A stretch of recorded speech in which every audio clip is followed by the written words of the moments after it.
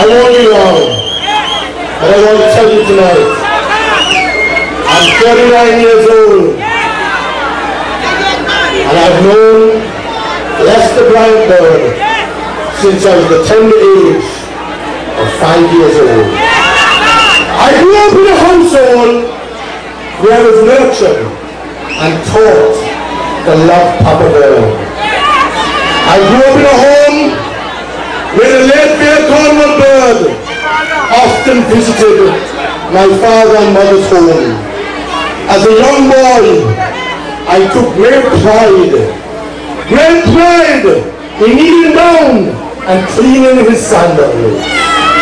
I took great pride as a young boy in taking his felt cap and resting it on the sofa. Comrades and friends, I can speak intimately, I can speak personally of the legacy of LesterBird. I worked as a young man before I was elected to politics in the Prime Minister's office. Day in, day out. I can vouch for the compassion, for the love, for the generosity, for the humanity of the man. I saw every single day scores of Antiguans and Barbudans who would come up to the Prime Minister's office to see him, and he turned back no one. He saw everyone. He was accessible at all times. Many a time, he would pick up the phone and he would say, "Assault, come here now. Come in my office now. This person, we gotta help them. We gotta find employment immediately. We gotta send that person away for medical attention. Go along there, Stevens, get a cabinet decision immediately. Help that person." I saw the love. I witnessed the love, the compassion, the humanity of the man. A great leader. I'm proud to say that I owe all my political existence, my political being, to that great man. Because I never had any intention of going into active politics. But one day, when I was working in his office, and he too saw the compassion that I felt for poor people, he said, "Asset, your calling is in serving ordinary working class people of this country." He said, "Your calling is to go into politics and serve the people of this country." He says, "Why don't you run? Why don't you run?" And comrades and friends, I owe what I am today, to that great man, that visionary leader, LesterBird. I want to publicly thank you for the man that you've molded me to be.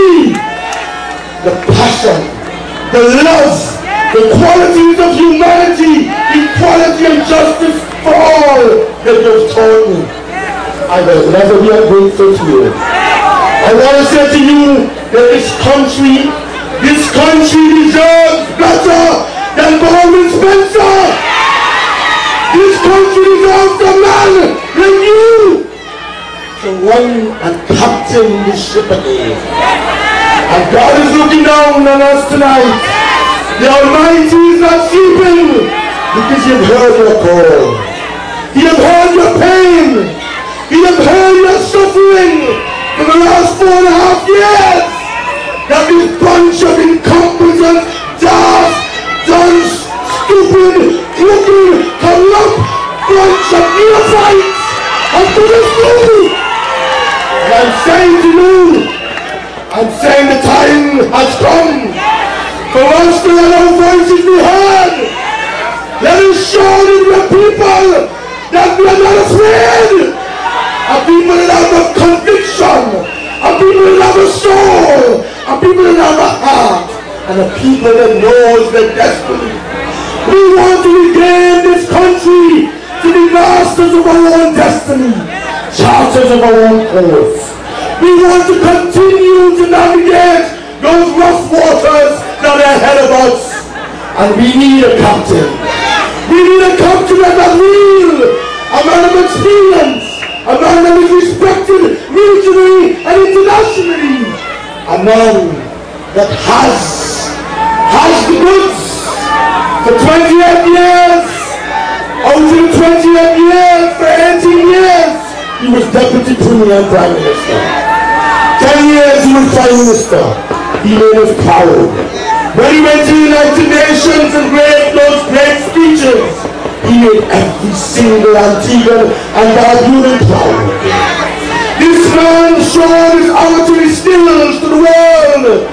This man showed you a small, little, poor, tiny nation like ours could stand out on the map, could stand out on the globe and be respected. That the dignity and the self-worth of every single man, woman, and child, no matter what race, color, or creed you are, he demanded respect for this country. And he got that respect. He was the greatest minister of foreign affairs and the best minister of tourism.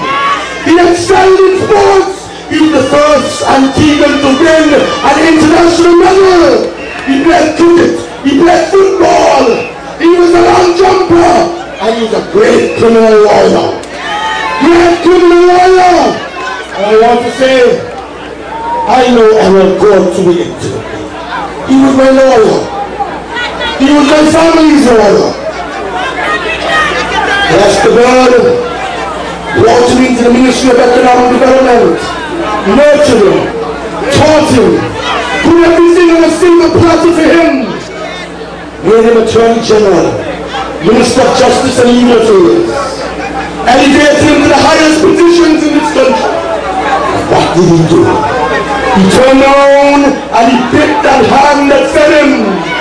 He picked that hand that fed him. And I want to say, if ever court could do what he did to LesterBird, what would he not do to you, the good people of St. John's Wood East? What will he not do to you? And I want to tell you this evening, the time is near. It's coming soon. Election will be called soon.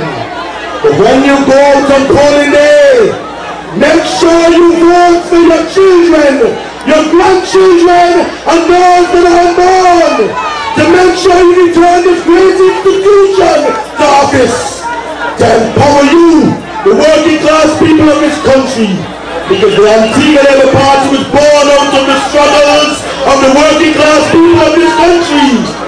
And we are indeed a great institution. And I want to say to you tonight, make sure when you vote, you vote Labour, Labour, Labour, Labour, LesterBird, LesterBird, all the way. I love to see you right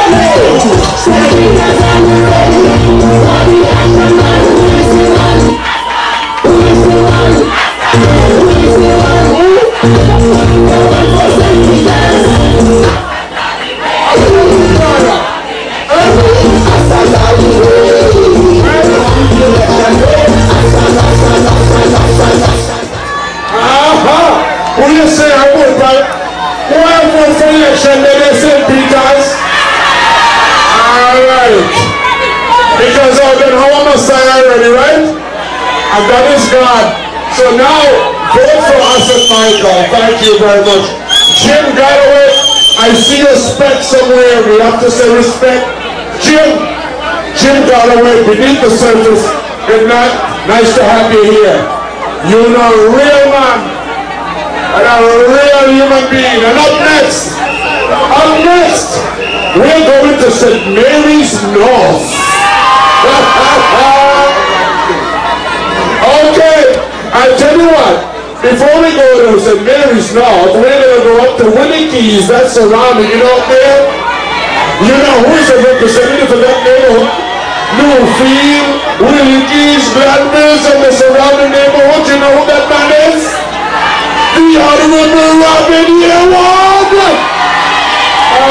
Well, who family? You from your family? You talk to me, I'm going to tell you wrong,